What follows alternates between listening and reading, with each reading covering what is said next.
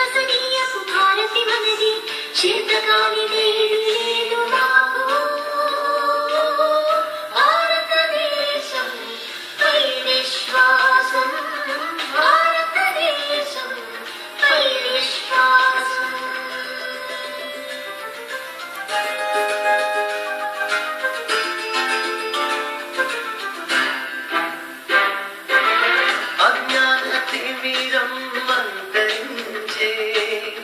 అసలైన మార్గాలు తెలియజేసే పల్లి ముంగిటుల దీపతోరణం తల్లి సరస్వతి సుస్మితవదనం ఉన్నమిలా ధరణి వెలిగి తిన్ననైన రహదారి చూపగా ఉన్నమిలా ధరణి వెలిగి తిన్ననైన రహదారి చూపగా చేయలేనిదే లేదు మేము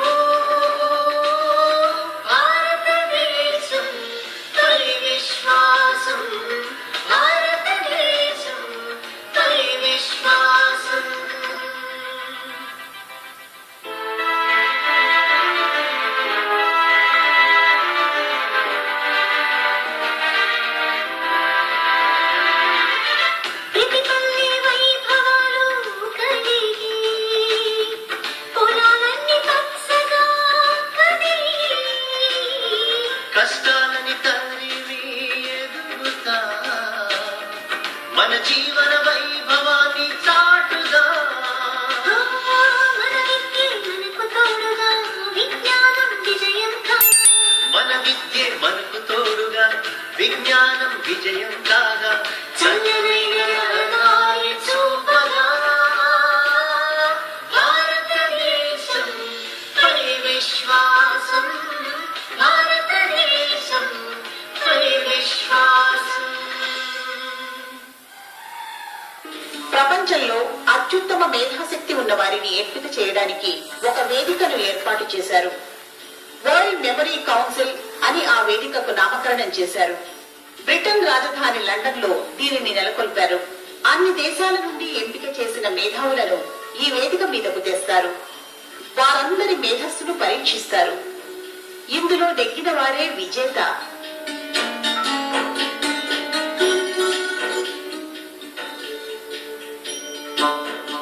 ఈ పోటీలో పాల్గొనే అభ్యర్థులు సుమారు 10 రకాల పరీక్షలను ఎదుర్కోవలసి ఉంటుంది. వేల సంఖ్యలో అక్షరాలను, అంకెలను, ఫోటోలను, ఆ ఫోటోలకు సంబంధించిన పేర్లను మొదలైన వాటిని చూపుతారు. 5 నిమిషాల వ్యవధిలో అభ్యర్థులు వాటిని గమనించాలి.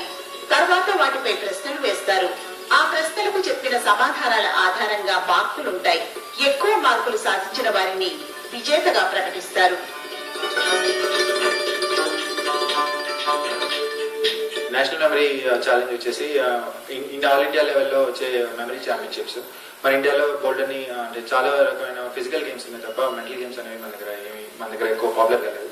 4 years బ్యాక్ మన ఇండియాలో ఈ నేషనల్ మెమరీ కౌన్సిల్ అనేది స్టార్ట్ చేసి దాని ద్వారా ఇండియాలో ఉన్న బెస్ట్ బ్రెయిన్స్ ని మెమరైజ్ చేయడానికని మెమరీ ఎంత మన ఇండియన్స్ యాక్చువల్లీ వరల్డ్ లో అందరికంటే తెలివిగల వాళ్ళని ఒక రీసెర్చ్ చెప్తుంది.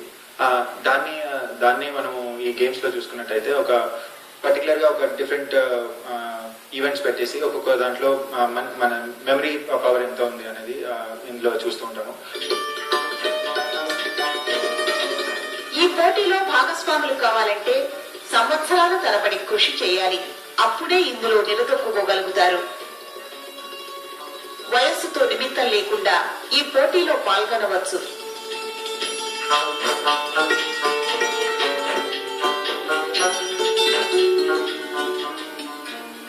మన దేశం నుండి ప్రతి ఏడు ఒక అభ్యర్థిని ఎంపిక చేసి ఈ పోటీకి పంపిస్తున్నారు.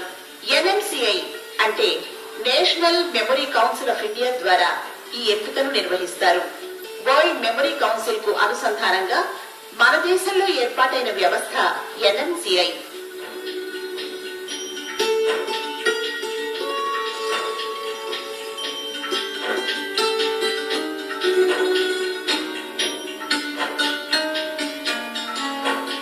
ప్రపంచ అభ్యర్థుల్లో మన వాళ్ళు ప్రతి సంవత్సరం పోటీదారులందరికీ గట్టి పోటీనే ఇస్తున్నారు. భారతీయ అభ్యర్థులను ఎదుర్కోవడం ఆషామాషీ కాదని నిరూపిస్తున్నారు. గెలుపు ఓటముల ప్రస్తావనను పక్కకు పెడితే ప్రపంచ దేశాల్లోని అభ్యర్థులు ఎవరైనా సరే ప్రథమ స్థానానికి చేరుకోవాలంటే ముందు మన దేశ అభ్యర్థులను శ్రమించి ఎదుర్కోవాల్సిందే అన్న విశ్వాసాన్ని నెలకొల్పేలా మనవారు నిలుస్తున్నారు.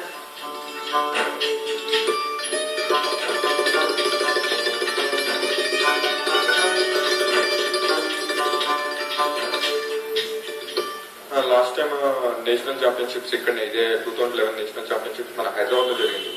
సో ఆ ఛాంపియన్షిప్స్ లో కండక్ట్ చేసిన 10 ఈవెంట్స్ లో stood in second place overall ఆ ఛాంపియన్షిప్ రన్ అప్ అనమాట.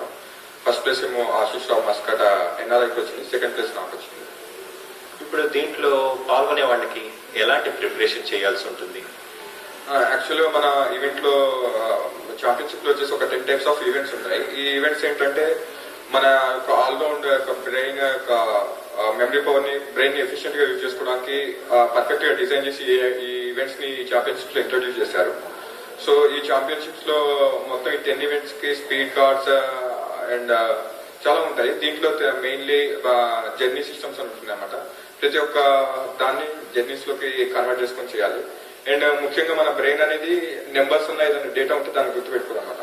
ప్రతిదీ ఓన్లీ మన ఇమేజ్ అయితే దాన్ని గుర్తుపెట్టుకుంటాం. మన బ్రెయిన్ ఇచ్చిన డేటాని ప్రతి దాన్ని మేము ఇక్కడ ఇమేజ్ గా కన్వర్ట్ చేసుకొని దాన్ని జర్నీలోకి అసోసియేట్ చేసుకొని గుర్తుపెట్టుకుంటాం. మీరు ఇలాంటి ఈవెంట్ లో పాల్గొనే ముందు ఎన్ని గంటలు ప్రిపేర్ అవ్వాల్సి ఉంటుంది? ఏ రకంగా ప్రిపేర్ అవుతారు? యాక్చువల్ గా జనరల్లీ ప్రిపేర్ ఫర్ 4 అవర్స్ అనమాట. మార్నింగ్ కాలేజ్ షెడ్యూల్ అవన్నీ మేనేజ్ చేసుకుని 2 to 4 అవర్స్ ప్రిపేర్ అవుతుంటాము. అండ్ ఈ ఈవెంట్ కి ప్రిపేర్ కావాలంటే ఎంతో కాన్సన్ట్రేషన్ ఎంతో కావాలి. ఎందుకంటే మన బ్రెయిన్ చూసిన దాన్ని ఏకసంతాగ్రహి అంటారు కదా, ఆ విధంగా చూసిన దాన్ని వెంటనే గ్రాఫ్స్ చేసుకోవడానికి చాలా కాన్సన్ట్రేషన్ తోటి చేయాలి. దీన్ని కూడా మనం 4 అవర్స్ కంటే ఎక్కువ చేస్తే మనం అలసిపోయి ఇంకా ఎక్కువ చేయలేము. ఓన్లీ 4 అవర్స్ మాత్రమే చేయగలం మాక్సిమం. ఇప్పుడు చూసే మా ప్రేక్షకులకి ఇలాంటి దాంట్లో ఇంట్రెస్ట్ కలిగితే వాళ్ళు ఏ రకంగా ప్రిపేర్ అవుతే వాళ్ళకి దీంట్లో పాల్గొనడానికి ఈజీ అవుతుంది? ఒక ఆస్కారం ప్రేక్షకుల కంటే ముందు దీని గురించి కాస్త వాళ్ళకి ట్రైన్ అవుతూనే ఎవరైనా చేయగలరు. యాక్చువల్గా అందరూ అనుకుంటారు వీళ్ళు మెమరీ ఛాంపియన్స్, మరి వీళ్ళకి గాడ్ గిఫ్టెడ్ మెమరీ ఉంటుంటుంది, లేకపోతే వీళ్ళకి చిన్నప్పటి నుంచే బై జెనెటిక్స్ బై హెరిడిటరీ ఉంటుండొచ్చు అనుకుంటారు. కానీ మోస్ట్లీ అది తప్పు. మన బ్రెయిన్ అనేది ఓన్లీ 2 టైప్స్ ఉంటుంది, either train memory or untrain memory. మేమందరం మా బ్రెయిన్ ని ట్రైన్ చేశాం కాబట్టి we are able to win this championships. And మేము ఈ ఛాంపియన్షిప్స్ లో పార్టిసిపేట్ చేస్తూ మంచి పెర్ఫార్మెన్స్ ఇవ్వగలుగుతున్నాము. అందరూ అనుకుంటారు మేము ఎవరు చేయలేమని. దీన్ని అందరూ చేయొచ్చు, అందరూ ట్రైన్ అయితే ప్రతి ఒక్కరు చేయొచ్చు, సాధించవచ్చు అందరూ.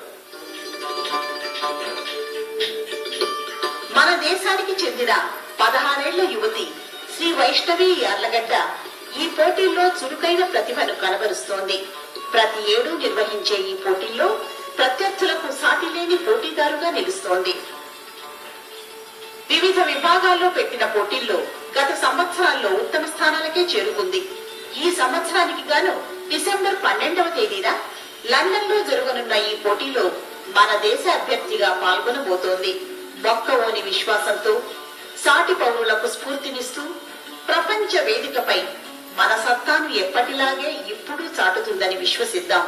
I've participated in World Memory Championships since last 2 years, and in 2010 I won a gold medal in Names and Faces event, which is a junior gold medal, and again in 2011 I won another, the next year's gold medal in junior Names and Faces, and which is a world record.